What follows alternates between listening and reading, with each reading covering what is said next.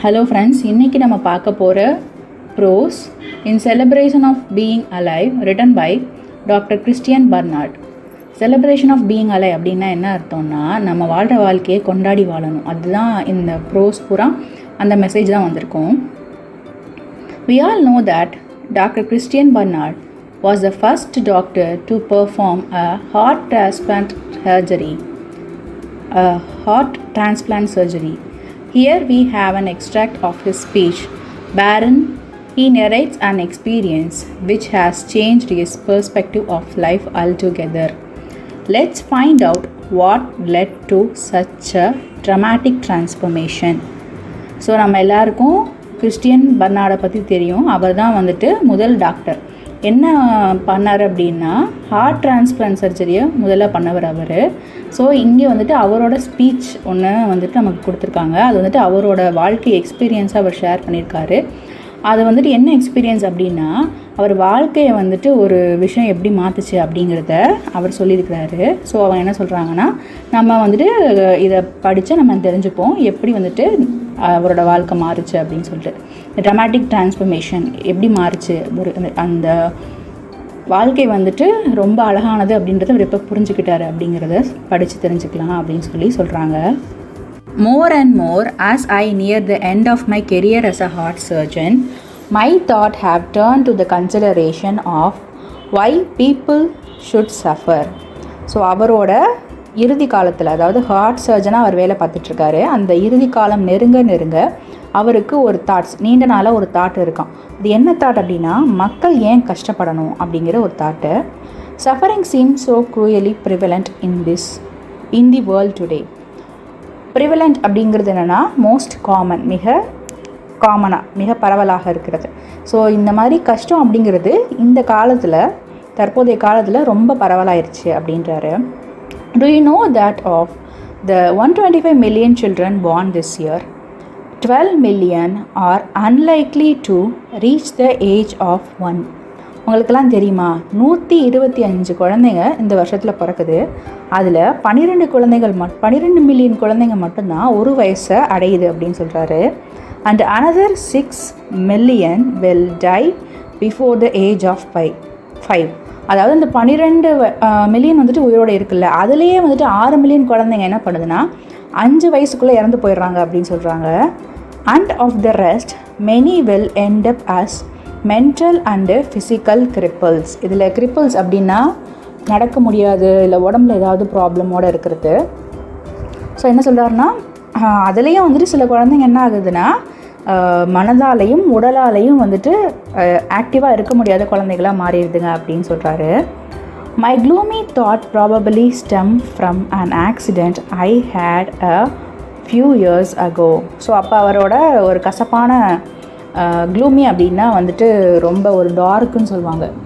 க்ளூமின்னா இருண்டு போன. ஸோ இருண்டு போன தாட்ஸ் அவருக்கு வருது. எப்போனா, கொஞ்சம் வருஷத்துக்கு முன்னாடி அவருக்கு ஒரு ஆக்சிடெண்ட் நடக்குது. அதில் அவருக்கு ஒரு இருண்டு போன தாட்ஸ் இருக்குது. 1 minute I was crossing the street with my wife after a lovely meal together, and the next minute a car had hit me and knocked me into my wife. So என்ன ஆகுதுன்னா, ஒரு நாள் என்ன பண்ணுறாங்க, இவரும் ஒரு ஒய்ஃபும் சாப்பிட்றாங்க, ஒன்றா சேர்ந்து சாப்பிட்றாங்க. சாப்பிட்டுட்டு ஒரு நிமிஷம் அந்த ரோடை கடந்துட்டு இருக்காங்க. அந்த 1 மினிட்டில் ரோடை க்ராஸ் பண்ணுவாங்கள்ல, அப்படி கடந்துட்டு இருக்கப்போ அடுத்த நிமிஷம் என்ன ஆகுதுன்னா, ஒரு கார் அவர்களை இடிச்சிருது. இடித்து இவர் என்ன பண்ணுறாரு, இவர் ஒய்ஃப் மேலே விழுகிறாரு. இவர் ஒய்ஃப் என்ன ஆகுறாங்கன்னா, she was thrown into the other line and struck by a car coming from the opposite direction. So இடித்த வேகத்தில் அவங்க என்ன பண்ணுறாங்கன்னா, அடுத்த லைன், அதாவது அடுத்த பாதை இருக்குல்ல, அங்கே போய் விழுகிறாங்க. விழுந்து அங்கேருந்து ஒரு ஆப்போசிட்டில் ஒரு கார் இருக்கோம்ல, அது அவங்கள இடிச்சிருது. ஸோ அவங்க ஒய்ஃப்க்கு தான் இன்ஃபேக்ட் ரொம்ப காயப்படுது. During the next few days in the hospital, I experienced not only agony and fear but also anger.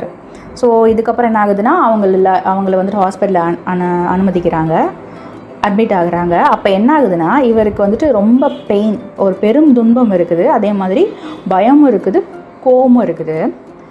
I could not understand why my wife and I had to suffer. அவருக்கு தெரியலை என்னென்னா, ஏன் நானும் என் ஒய்ஃபும் இவ்வளோ கஷ்டப்படணும் அப்படின்னு அவர் கேட்குறாரு. I had 11 broken ribs and perforated lungs. இதில் perforated அப்படின்னா துளை, ஹோல். ஸோ அவருக்கு என்ன ஆகுதுன்னா, ரிப்ஸ் அப்படின்னா என்னென்னா அந்த நெஞ்சில் இருக்கும்ல எலும்பு, அந்த நுரையீரல்ஸை சேவ் பண்ணி ஒரு எலும்பு இருக்கும்ல, நெஞ்சு எலும்பு சொல்லுவாங்கள்ல, அந்த மாதிரி இவருக்கு வந்துட்டு 11 broken ribsனால் 11 எலும்புகள் வந்துட்டு உடஞ்சி போயிடுது. அதே மாதிரி அவருக்கு லங்ஸில் ஒரு துளையும் ஏற்படுது. My wife had a badly fractured shoulder. அவங்க ஒய்ஃப்க்கு என்ன ஆகுது அப்படின்னா, ஷோல்டரில் ஒரு ஃப்ராக்சர் ஆகுது. Over and over I ask my self, திரும்ப அவருக்குள்ளே என்ன கேட்டுக்கிறாரு அப்படின்னா, why should this happen to us? எங்களுக்கு இது ஏன் நடக்கணும் அப்படின்னு கேட்டுக்கிறாரு. I had work to do after all. நான் எனக்கு செய்ய வேண்டிய வேலை எனக்கு நிறையா இருக்கே அப்படின்னு சொல்லி அவர் நினைக்கிறாரு. There were patients waiting for me to operate on them. அவர் ஒரு டாக்டர். ஸோ இவர் வந்து ஹாஸ்பிட்டலில் இப்போ படுத்துட்ருக்கார். ஆனால் இவருக்குன்னு சில பேஷண்ட்ஸ் அப்பாயின்மெண்ட்ஸ் வாங்கியிருப்பாங்கல்ல, அவங்க எல்லாத்தையுமே நான் போயிட்டு ஆப்ரேட் பண்ணணும், அவங்க எனக்காக வெயிட் பண்ணிகிட்ருப்பாங்கல்ல அப்படின்னு சொல்லி இவர் நினைக்கிறாரு. My wife had a young baby who needed her care. So அவங்களுக்கு அப்போ தான் குழந்தை பிறந்திருக்கு. ஸோ அவங்களுக்கு ஒரு குழந்தை இருக்குது, அது ரொம்ப சின்ன குழந்தை. அந்த குழந்தைக்கும் வந்துட்டு அவங்க அம்மாவோட அரவணைப்பு தேவை, அவங்களோட கேர் தேவையில்லை அப்படின்னு சொல்லி சொல்கிறாரு. My father had he still been alive would have said, my son, it's God's will. That's the way God tests you. Suffering ennobles you, makes you a better person. So உங்கள் அப்பா வந்துட்டு இப்போ உயிரோடு இருந்திருந்தார்னா அவங்க அப்பா என்ன சொல்லியிருப்பார்னா, மகனே இது வந்துட்டு கடவுளோட விருப்பம், கடவுள் வந்துட்டு உன்னை இந்த மாதிரி தான் வந்துட்டு சோதிப்பார். சோதிக்கிறது வந்துட்டு இந்த சஃபரிங், இந்த கஷ்டம் வந்துட்டு எதுக்காகனா ஒன்றா ஒரு நிலைக்கு உயர்த்துறதுக்காக தான் இருக்கும் அப்படின்னு சொல்லி சொல்கிறாரு. அவங்க அப்பா உயிரோடு இருந்திருந்தார்னா சொல்லியிருப்பார், எனோபிள்ஸ் அப்படின்னா ஒரு நிலைக்கு உயர்த்துறது, ஒரு நோபல் ரேங்க். ஸோ அந்த மாதிரி அதுக்காக தான் வந்துட்டு கடவுள் உனக்கு கஷ்டத்தை கொடுக்குறாரு அப்படின்னு சொல்லியிருப்பாருன்னு இவர் சொல்கிறாரு. But as a doctor I see nothing noble in a patient thrashing around in a sweet soaked bed, mind cloudy in agony. So அவர் என்ன சொல்கிறாருன்னா, எங்கள் அப்பா இருந்தால் அப்படி சொல்லியிருப்பார், ஆனால் ஒரு டாக்டராக நான் என்ன சொல்கிறேன்னா இதில் எந்த ஒரு கண்ணியமும் இல்லை அப்படின்றார். நோபல்னால் கண்ணியம். ஸோ நம்ம இங்கே எப்படி எடுத்துக்கலாம், எந்த ஒரு நியாயமும் இல்லை. ஏன்னா ஒரு பேஷண்ட்டை த்ராஷ் அப்படின்னா தூக்கி எறிகிறது, மோஸ்ட்லி த்ராஷ்னால் குப்பை அப்படின்னு சொல்லுவாங்க. பட் த்ராஷ்னால் ஆக்சுவலி என்னென்னா தூக்கி எறிகிறது ஒருத்தவரை. அப்படி இல்லைன்னா வந்துட்டு தூக்கி எறிகிறதுன்னு சொல்லலாம், இல்லைனா ஒருத்தவங்களை திரும்ப வந்துட்டு அடிக்கிறது அப்படின்னு சொல்லலாம். ஸோ அந்த த்ராஷ் அப்படிங்கிறது அவ்வளோ அடிப்பட்டு ஒருத்தவரை வந்துட்டு பெட்டில் அட்மிட் பண்ணுறாங்க. எப்படிப்பட்ட பெட்லனா ஸ்வெட் சோக்கட் பெட், அதாவது வேர்வை நிறைந்த ஒரு பெட்டில் வந்துட்டு அட்மிட் பண்ணுறாங்க ஒரு பேஷண்ட்டை. அப்போ அவரோட மைண்ட் எப்படி இருக்கும், அவர் மைண்டு ஃபுல்லாக ஆகனி அப்படின்னா அந்த வலி, அந்த பெயினும் அந்த வலியும் இருக்க தான் செய்யும். நார் can I see any nobility in the crying of a lonely child in a ward at night. So எனக்கு இந்த மாதிரி ஒரு பேஷண்ட் அடிபட்டு கஷ்டப்பட்டு பெட்டில் கிடக்கிறதையும் பார்க்குறதுக்கு அவ்வளோ ஒன்றும் நான் நோபலாக தெரியல. அதே மாதிரி தான் ஒரு குழந்த நைட்டில் வார்டில் தனியாக அழுகிறப்போ அதை பார்க்குறப்போ எனக்கு ஒன்றும் அது ஒரு பெரிய ஒரு நொபிலிட்டி மாதிரி தெரியல அப்படின்றார். நொபிலிட்டினா அது ஒரு பெரிய ஒரு நியாயம் மாதிரி எனக்கு தெரியல, இது மூலமாக எனக்கு நல்லது கிடச்சிட போகுது அப்படின்னு சொல்லி அவர் யோசிக்கிறாரு. In those days, they didn't have sophisticated heart surgery. I have always found the suffering of children particularly heartbreaking, especially because of their total trust in doctors and nurses. So அந்த காலத்தில் என்ன அப்படின்னா, இந்த மாதிரி சொஃபஸ்டிகேட்டட் அப்படின்னா நுட்பம் நிறைந்த அப்படின்னு சொல்லலாம், தொழில்நுட்பங்கள் நிறையா நிறைந்த அட்வான்ஸ்ட். ஸோ அந்த காலத்தில் இந்த மாதிரி அட்வான்ஸ்டு ஹார்ட் சர்ஜரி எதுவுமே கிடையாது.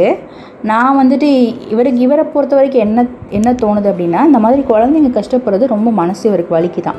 ஏன்னா அவங்க எல்லாருமே அவங்களோட நம்பிக்கை யார் மேலே வச்சுருப்பாங்கன்னா டாக்டர்ஸ் மேலேயும் நர்சஸ் மேலேயும் நம்பிக்கை வச்சுருப்பாங்க. They believe you are going to help them, if you can't they accept their fate. So அவங்க என்ன நம்புவாங்க, நம்ம கண்டிப்பாக அவங்களுக்கு ஹெல்ப் பண்ணி அவங்களை குணப்படுத்திடுவோம் அப்படின்னு சொல்லி நம்புவாங்க. அப்படி நம்மளால் முடியலைன்னா அவங்களுக்கு இதுதான் விதின்னு சொல்லிவிட்டு அவங்க அக்செப்ட் பண்ணிப்பாங்கன்னு சொல்கிறாரு. They go through mutilating surgery and afterwards they don't complain. இதில் மியூட்டிலேட்டிங் அப்படின்னா உடம்பை வந்துட்டு அறுத்து பண்ணுவாங்கள்ல அந்த மாதிரி. ஸோ குழந்தைங்களுக்கு வந்துட்டு இந்த மாதிரியான சர்ஜரிஸ் நடக்குது. அதுக்கப்புறமும் என்ன பண்ண முடியாது, அவங்களால எந்த கம்ப்ளைண்ட்டும் பண்ண முடியாது, ஏன்னா அதை அவங்க அக்செப்ட் பண்ணிக்கிறாங்க அப்படின்னு சொல்கிறாரு. One morning several years ago, I witnessed what I call the grand pics of Cape Town's Red Cross Children's Hospital. So அவர் என்ன பண்ணுறாருனா ஒரு இன்சிடெண்ட்டை ஷேர் பண்ணிக்கிறார். என்ன ஷேர் பண்ணிக்கிறாருனா, ஒரு மார்னிங், பல வருஷங்களுக்கு முன்னாடி ஒரு மார்னிங் வந்துட்டு இவருக்கு ஒரு விஷயம் நடந்திருக்கு. அது என்ன நடந்ததுன்னா ஒரு காமெடியான ஒரு விஷயம்னு சொல்லலாம். ஸோ அது எங்கே இருக்குன்னா, grand prix of Cape Town's Red Cross children hospital அப்படிங்கிற ஒரு இடத்துல, கேப் டவுன் அப்படிங்கிறது ஒரு இடம், அங்கே ரெட் கிராஸ் சில்ட்ரன்ஸ் ஹாஸ்பிட்டலில் கிராண்ட் பிக்ஸ் அப்படிங்கிற ஒரு இடத்துல இந்த விஷயம் நடந்திருக்கு. It opened my eyes to the fact that I was missing something in all my thinking and suffering. அவர் பார்த்த ஒரு விஷயந்தான் வந்துட்டு இவர் கண்ணவே திறந்திருக்கு அப்படின்னு சொல்கிறாரு. என்னென்னா, ரொம்ப காலமாக வந்துட்டு இவர் அதிக யோசனைனாலேயோ அதிக கஷ்டத்தினாலேயோ எதையோ வந்துட்டு இழந்துகிட்டே இருந்திருக்காரு அப்படின்னு சொல்லிட்டு, something basic that was full of solace for me. இப்போ சொலாஸ் அப்படின்னா என்ன அர்த்தம்னா, ஒருத்தவங்களை திடன்படுத்துறது இல்லைனா ஆறுதல் படுத்துறது. ஸோ இந்த மாதிரி கஷ்டம் நடக்குது அப்படின்னு நான் யோசிச்சுக்கிட்டே இருந்ததில் நான் வந்துட்டு சில விஷயங்களை மறந்துட்டேன். அது வந்துட்டு எனக்கு கண்ணை திறந்து வச்ச ஒரு விஷயம். அது வந்துட்டு ரொம்ப பேசிக்கான விஷயமா இருந்தாலும் கூட அது எனக்கு ரொம்ப ஆறுதலை கொடுத்தது அப்படின்னு சொல்கிறாரு. What happened there that morning was that a nurse had left a breakfast trolley unattended. ஃபாரின்லலாம் பார்த்தீங்கன்னா என்ன இருக்குன்னா, ஹாஸ்பிட்டலில் அட்மிட் பண்ணியிருந்தாங்கன்னா அவங்களே வந்துட்டு ஃபுட் ப்ரொவைட் பண்ணுவாங்க. இந்த மாதிரி நீங்கள் பெரிய பெரிய ஹாஸ்பிட்டலில் ஈவன் இந்தியாவில் கூட அப்படி இருக்கும், ஃபுட்டு ப்ரொவைட் பண்ணுவாங்க. ஸோ அப்படி ஃபுட்டு ப்ரொவைட் பண்ணுறப்போ நர்ஸ் என்ன பண்ணிட்டாங்க அப்படின்னா, ஒரு நாள் வந்துட்டு பிரேக்ஃபாஸ்ட் ட்ராலினா அந்த சாப்பாடு கொண்டுட்டு போய் தள்ளிகிட்டே போவாங்கள்ல அது, ஸோ அதை வந்துட்டு கொடுக்காம விட்டுட்டாங்க. And very soon this trolley was commandeered by an intrepid crew of 2, a driver and a mechanic. இதில் கமாண்டியர்ட் அப்படின்னா என்ன அர்த்தம்னா, டேக் கண்ட்ரோல், ஒருத்தவங்க வந்துட்டு இன்சார்ஜ் எடுத்துக்கிறது, தன் கட்டுப்பாட்டுக்குள்ளே கொண்டு வரது. இன்ட்ரிபிட் அப்படின்னா என்ன அர்த்தம்னா, துணிச்சலாக. ஸோ அந்த ட்ராலியை அவங்க மறந்துடுறாங்க. ஸோ இந்த 2 பேர் என்ன பண்ணுறாங்க, ரொம்ப துணிச்சலான இவங்க 2 பேர் என்ன பண்ணுறாங்கன்னா அதை வந்துட்டு இன்சார்ஜ் எடுத்துக்கிறாங்க. crew of 2, driver and a mechanic. அவங்களோட வேலை என்னென்னா, ஒரு டிரைவர் வந்துட்டு இன்னொருத்தவர் வந்துட்டு mechanic. The mechanic provided motor power by galloping along behind the trolley with his head down.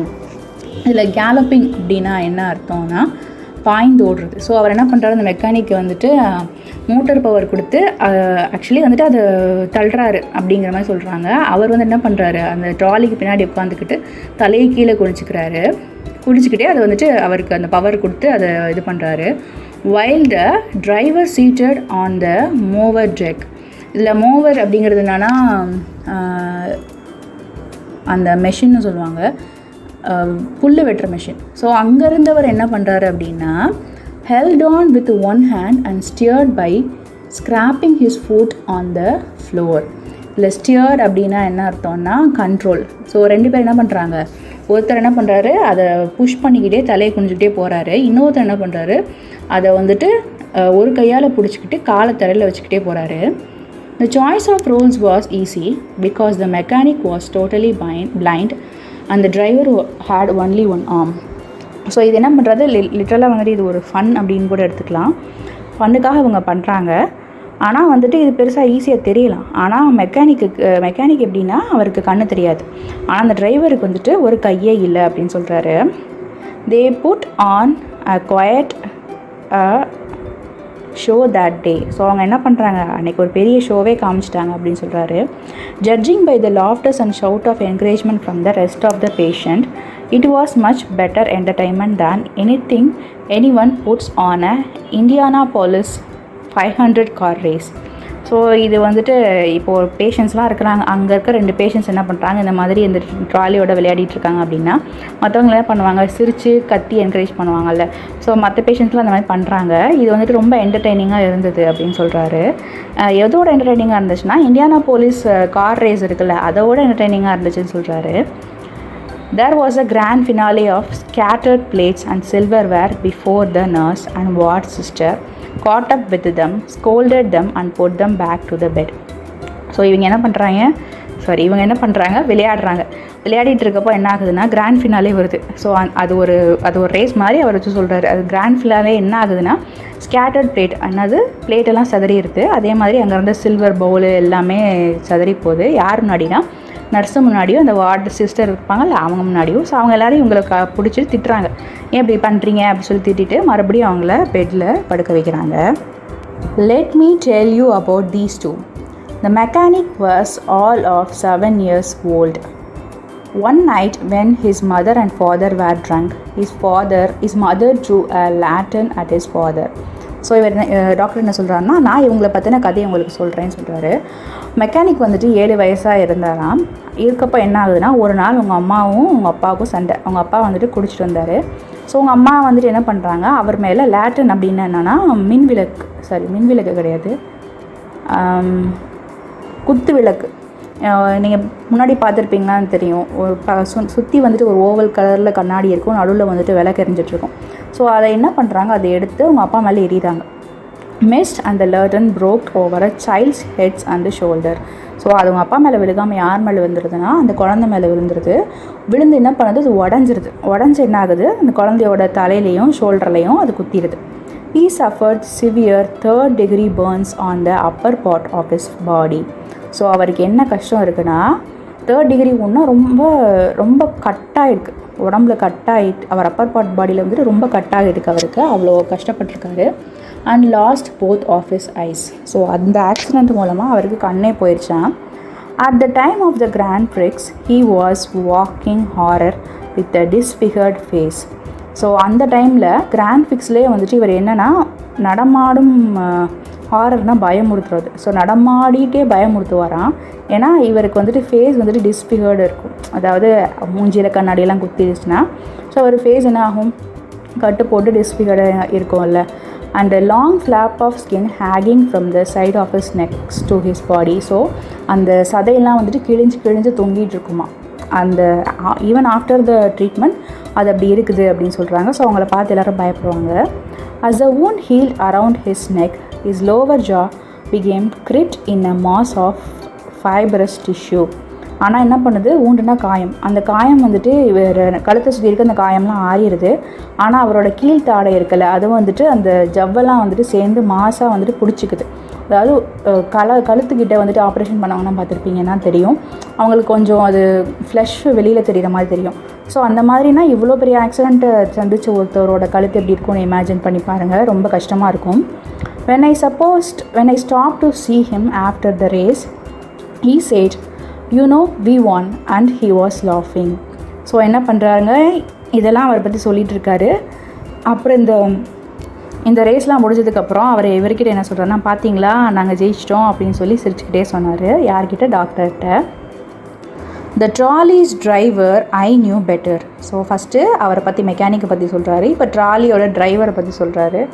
Sorry, அவர் தான் மெக்கானிக்கோ, ஓகே, அந்த டிரைவர் பற்றி சொல்கிறாரு. A few years earlier, சில வருஷங்களுக்கு முன்னாடி I had successfully closed a hole in his heart. So அவரோட இருதயத்தில் ஒரு ஓட்டை இருந்திருக்கு. அதை யார் அடைச்சிருக்கான்னா, இந்த டாக்டர் தான் வந்துட்டு ஆப்ரேஷன் பண்ணி அடைச்சிருக்காரு.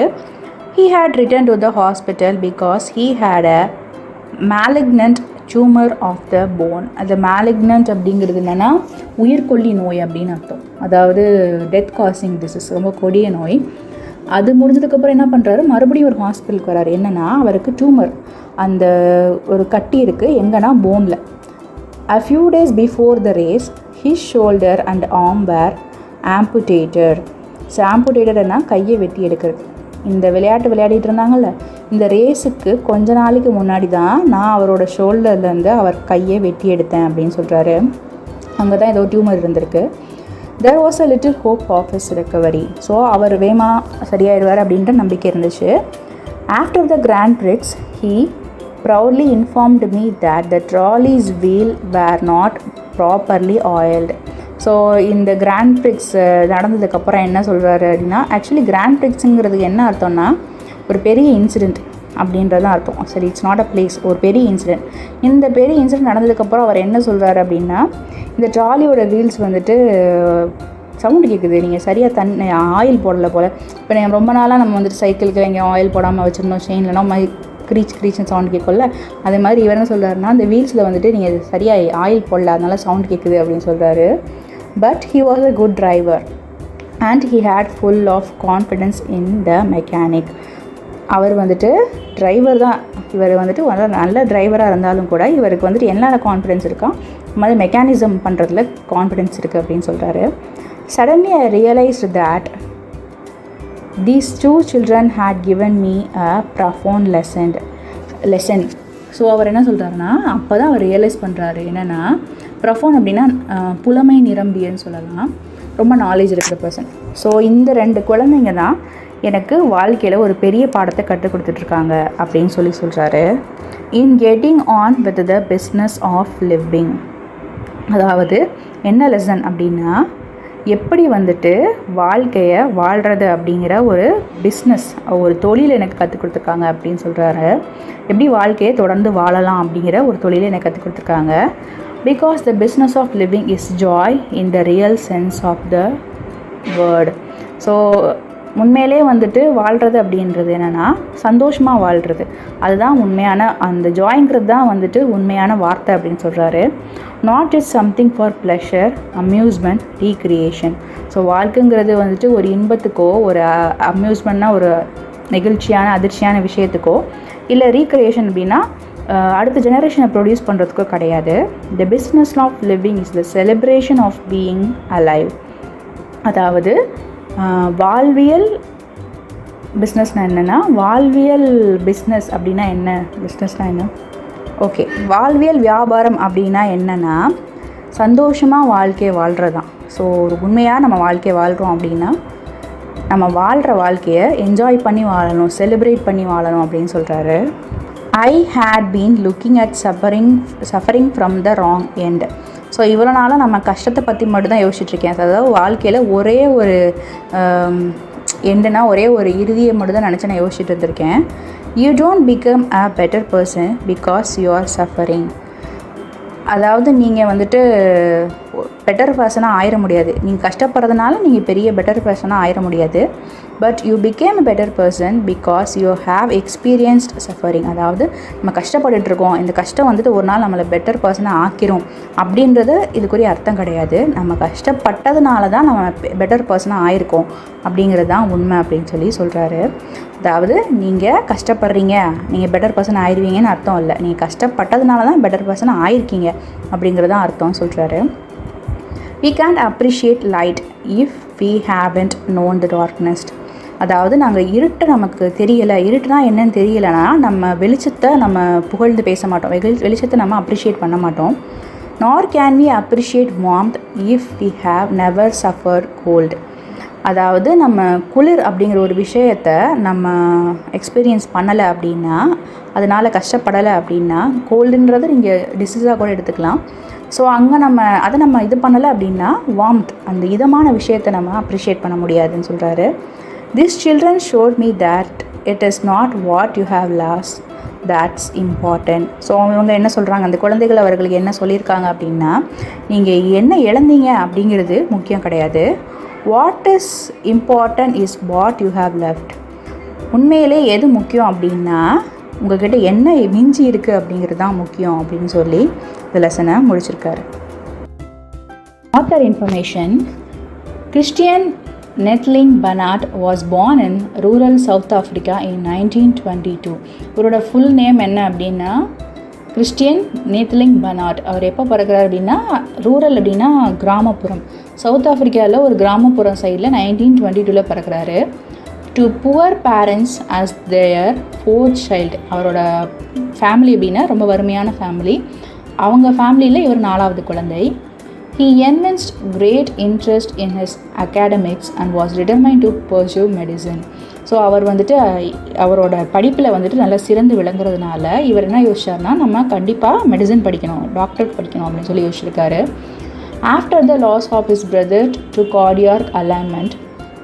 இது எதுக்காக இந்த இது யோசிக்கிறாருன்னா, அவங்களோட பிரதர் வந்துட்டு இந்த மாதிரி ஹார்ட் ப்ராப்ளமில் வந்துட்டு இறந்து போயிடுறாரு. ஸோ அதுக்கப்புறம் நம்ம கண்டிப்பாக மெடிசன் படிக்கணும்னு இவர் யோசிக்கிறார். He won many scholarship and pursued his higher studies specializing in cardiac surgery. So அவர் என்ன பண்ணுறாரு, நிறைய ஸ்காலர்ஷிப் உதவி தொகையெல்லாம் நிறையா கிடைக்குது அவருக்கு. அவரோட படிப்பை எதில் பண்ணுறாருனா ஹார்ட் ஸ்பெஷலிஸ்ட்டாக அவர் வந்துட்டு தேர்ந்தெடுக்கிறாரு. அஸ் அ கார்டியாக் சர்ஜன், கார்டியாக்னா heart, as a cardiac surgeon Barnard focuses on congenital and complicated cardiac condition for which there was no cure at the time.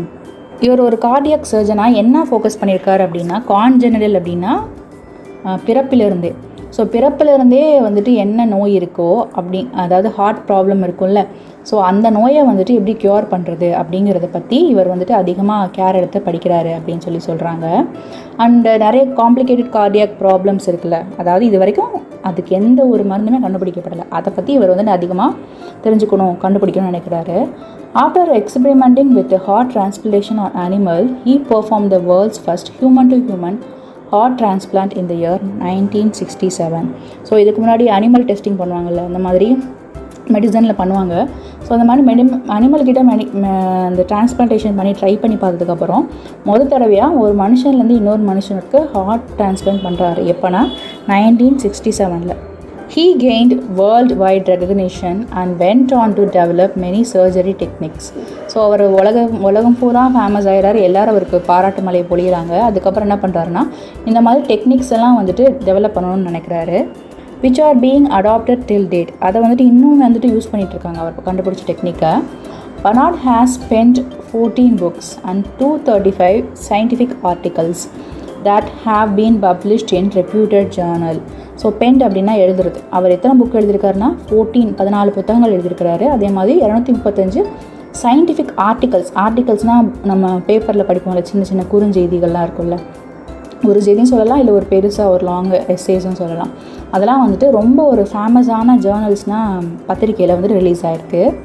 Some of his books are, அவரோட சில புத்தகங்கள் என்னென்னா, 1 Life, 50 Ways to a Healthy Heart, The Best Medicine and The Fate. இந்த 4மே வந்துட்டு அவர் எழுதின புத்தகங்கள். Pioneer in cardiac surgery, he obtained a doctorate in medicine from the University of Cape Town. So அவர் என்ன பண்ணுறாரு, முன்னோடியாக இருக்கிறார், கார்டியாக் சர்ஜரிக்கு ஒரு முன்னோடியாக இருக்கிறார். பயனியர்னா முன்னோடி. ஸோ அவர் எதில் டாக்டரேட் வாங்குறாரு, பிஹெச்டி வாங்குறதுனா டாக்டரேட் இன் மெடிசன்னு வாங்குறாரு, பிஹெச்டி வாங்குறாரு. எந்த யூனிவர்சிட்டிலன்னா கேப்டவுன் யூனிவர்சிட்டியிலேருந்து.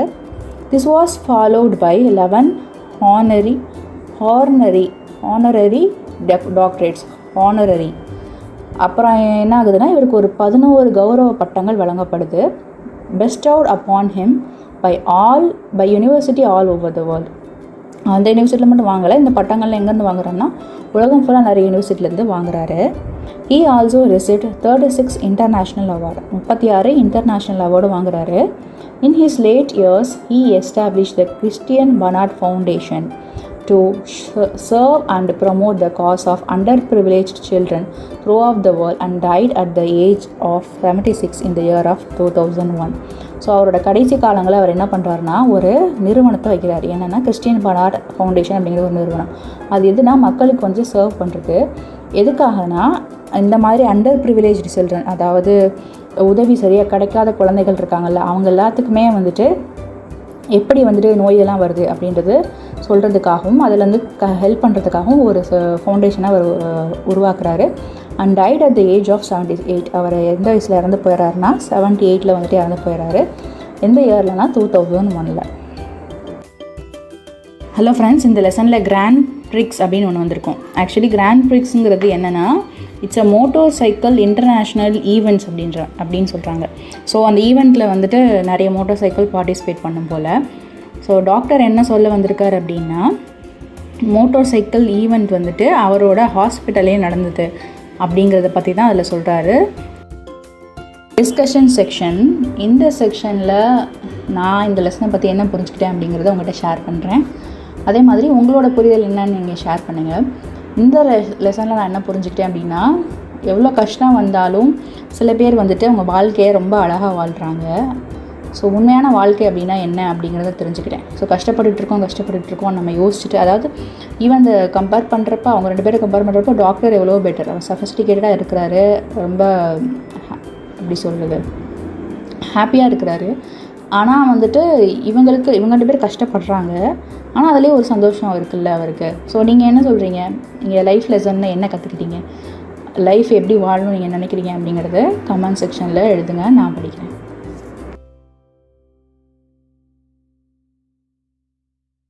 இந்த சேனலில் நான் டிஎன் சிலபஸ் இங்கிலீஷ் லெசன்ஸ் எல்லாமே அப்டேட் பண்ணுவேன். நீங்கள் இதை யூஸ் பண்ணிக்கோங்க. நீங்கள் அந்த லெசன்ஸை வாட்ச் பண்ணி இதில் ஏதாவது மிஸ்டேக் இருக்குது, இதில் இந்த இடத்துல எப்படி வந்திருந்தா இது கரெக்டாக இருக்கும் அப்படின்னு எதுவாக இருந்தாலும் கமெண்ட் செக்ஷனில் மென்ஷன் பண்ணுங்கள். விமர்சனங்கள் வரவேற்கப்படுகிறது. அதே மாதிரி உங்கள் ஃப்ரெண்ட்ஸ் யாராவது இருந்தாங்க அப்படின்னா இந்த சேனலில் வந்துட்டு நீங்கள் அனுப்பி அவங்களுக்கு யூஸ்ஃபுல்லாக இருந்தது அப்படின்னா நீங்கள் அனுப்பி ஷேர் பண்ணிக்கோங்க. Wishing you abundance in knowledge. Thank you so much.